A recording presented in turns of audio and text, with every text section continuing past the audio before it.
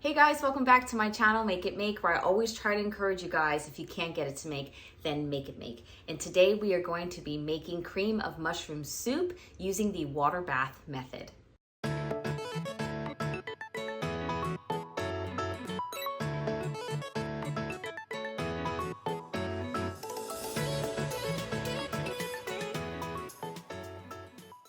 All right, so I am so excited to finally be able to bring this recipe to you. The cream of soups, they've been a staple in my pantry. I mean, I go through them a lot, but the problem is that they're increasingly becoming really expensive. I mean, right now for one can of cream of mushroom soup, for me, costs $2.19. That's a lot of money. I mean, I always just can't stand to put it in my cart because I'm like, it's so expensive. So I figured, well, why don't we just try to find a way to make it shelf stable and can it. With that said, I am going to be doing this recipe through water bath. It is an Amish recipe, so it is not USDA approved. And if you do this recipe, it is entirely at your own risk, okay? These are just old traditional canning methods that I feel are so important for people to learn and know, and I feel safe with that. So I have my list here.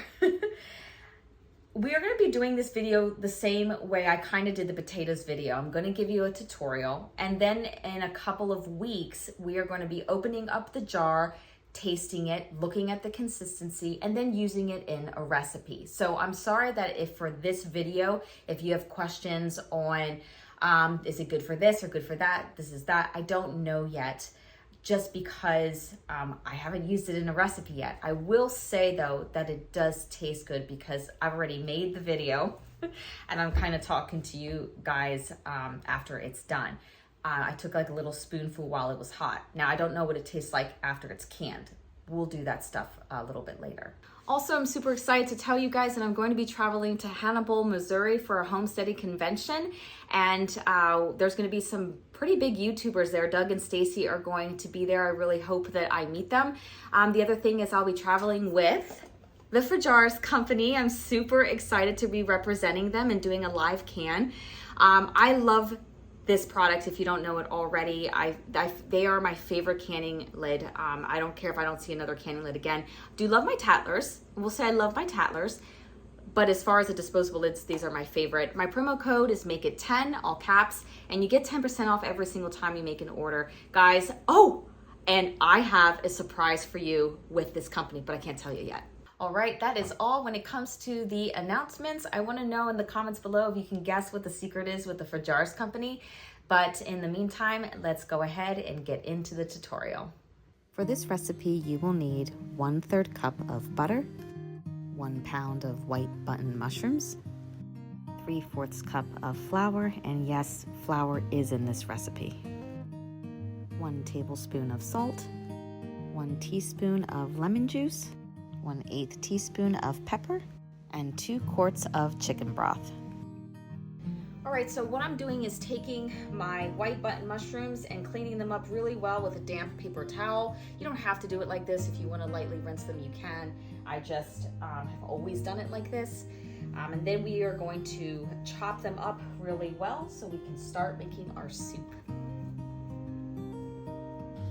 Now I am just going to start dicing my mushrooms for the soup. Seems like that would be the right thing to do, is dice them. It does not say that on the recipe. Remember, these Amish recipes are very vague in direction. Now, is this recipe a condensed soup? I'm going to assume that it is. And the reason being is because the type of jar that they are using in the soup. It says that this recipe will yield 10 jelly jars. And my experience with Amish and Mennonite recipes is that they usually kind of go big or go home when it comes to like their soups and stews and things like that. They usually have recipes that are 25 quart yields. So the fact that this yields 10 jelly jars, that to me, it just, you know, sort of in my mind makes me think that this is going to be a condensed soup. All right, so this is how finely chopped I have the mushrooms. Just kind of giving you guys an idea.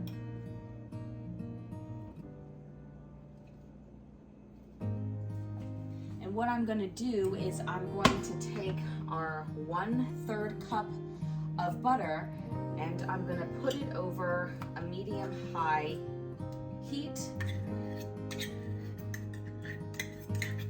Just add that butter in there.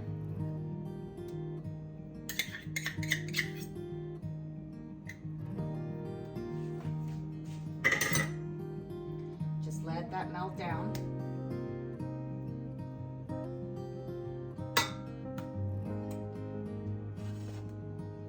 And you're gonna want a really big saucepan for this because we're gonna be, putting in 2 quarts of chicken broth in here. All right, now that the butter is all melted nice, we're going to add our mushrooms and we're going to brown them. Make sure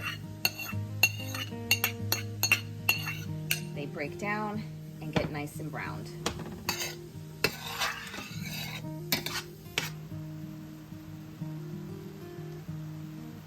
All right, I have my heat on high here because I want to make sure that I am sauteing them pretty well, making sure that all of the mushrooms are browning. And this liquid here, this is great liquid. This is what I want.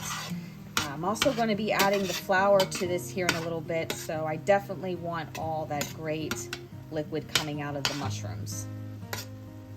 The recipe calls for 3/4 cups of flour. I'm actually going to sift it in here. I know this isn't like a sifter, but I figured this might be a better way of adding the flour so it doesn't get clumpy.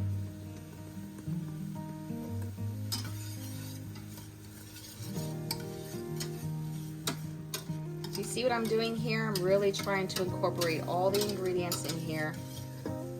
Really adding that flour in slowly.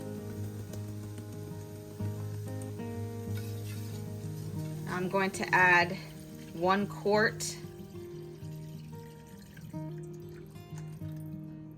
of the chicken broth. So that was only 1 quart we added. I think it's good that we sift this flour in, guys, and not just like add it. I mean, it didn't say that in the recipe, but I really feel like this is the way to go. Really get that flour in there really well. All right, we just added our last bit of flour. It took a while to sift all that flour in there, but that's fine. I don't want chunks of flour in here, so however long it takes, to me, that's completely fine. And I'm just gonna keep on whisking. I think that's really important. Again, these Amish recipes, they're really vague. They don't give you a ton of directions. And I think it's because everybody kind of knows how to do it, or they can just, talk to someone who has made it. So when it comes to people like me, I either have to call Susie, ask her what she thinks. It's again, those old traditional ways of cooking that you only learn from, somebody else. All right, so we're gonna add our 2nd quart of chicken broth here. Adding our 2nd quart. Adding our salt, lemon juice, and the recipe calls for 1/8 teaspoon of pepper. I like fresh cracked pepper, so I'm just going to put as much pepper as I want in it. All right, and that heat is on high.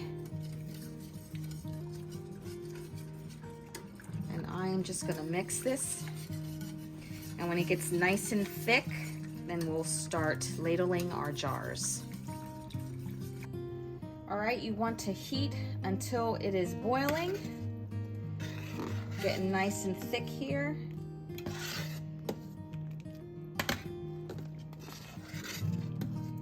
And now we are ready to ladle our jars. I'm just gonna give this another good mix and start ladling our jars.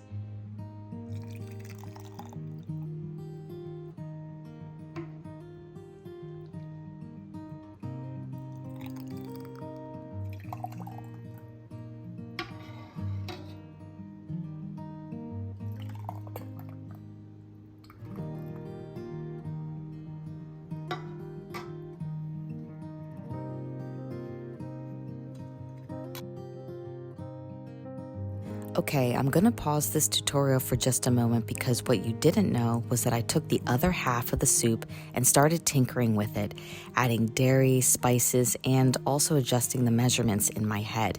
The reason being is because I would love to take these old traditions and make them into my own cookbook.